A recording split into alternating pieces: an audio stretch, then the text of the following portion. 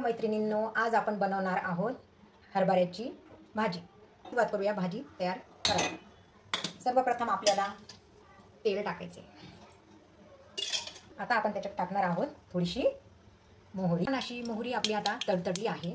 त्याच्यात आपण टाकणार आहोत लसूण जिऱ्याची पेस्ट। त्यानंतर आपण टाकणार आहोत एक मिरची। आपण थोडीशी हळदीनंतर टाकणार आहोत आपण थोडीशी लाल मिरची पावडर। आणि आपली फोडणी तयार झालेली आहे। आता आपण त्याच्यात टाकणार आहोत एक ग्लास पाणी। गंधही असा सुंदर। तुरीची डाळ आहे ही आम्ही 10 मिनिटं भिजू घातलेली आहे। ची डाळ मी 10 मिनिटं पाण्यात भिजत घातलेली आहे। ती आता आपण याच्यात टाकणार आहोत। मैत्रिणींनो, आपण याला थोडासा 10 मिनिटं वाफ येऊ द्यायची, झाकण ठेवायचं। आता हे पाण्याला अशी उकळी आलेली आहे मस्तपैकी छान। भाजी वाळून ठेवलेली आहे। त्याच्यामध्ये 2 चमचे बेसन पीठ मिक्स करायचे आहे। प्रकारे अशा हाताने मिक्स करून घ्यायची आहे ती। आता हे आपलं भाजीचं आणि बेसन पिठाचं मिश्रण एकत्र झालेलं आहे सगळं। ह्या उकळत्या पाण्यात टाकून द्यायचे आहे।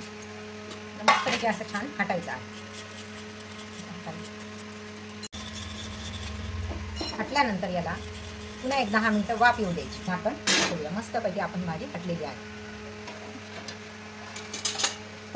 आपण याच्यात मीठ टाकणार आहोत 2 चमचे। 10 ते 15 मिनिटं वाफ येऊ द्यायची। आता भाजी आपली रेडी झालेली आहे। घट्टही नाही आणि जास्त पातळही नाही, अशी मीडियम भाजी तयार झाली। आता आपण गॅस हा बंद करूया। आपली भाजी रेडी झाली। मस्तपैकी छान भाजी।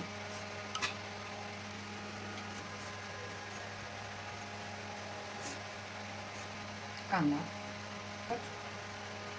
मिरची, आंबट अशी कैरी।